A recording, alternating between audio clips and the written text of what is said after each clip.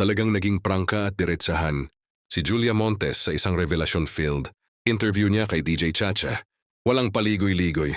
Nainamin ng actress na minsan ay may mga pinagsesilusan pa rin siya ng mga nakakatrabaho ng kanyang partner na si Coco Martin kahit mahigit isang dekada na silang magkarelasyon.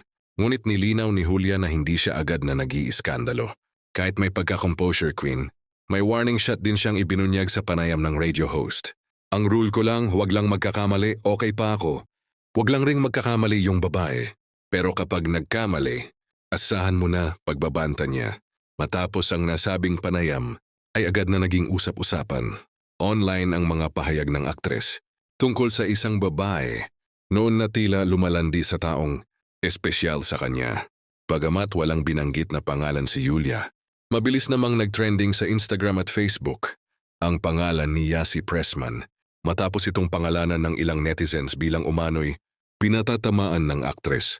Matatandaan na noong 2017, lumutang na ang mga chismis na nagselo si Julia sa mga leading ladies noon ni Coco Martin sa FPJs ang probinsyano, kabilang na si Yasi Pressman. Sa naturang serye, naging matindi ang chemistry nina Coco at Yasi bilang Cardo at Aliana, dahilan para umani ng mga espekulasyon tungkol sa tunay nilang relasyon sa likod ng kamera. Ngayon, matapos ang naging pahayag ni Julia, muling binuhay ng mga netizens ang isyong iyon at ipinahayag ang kani-kanilang opinyon.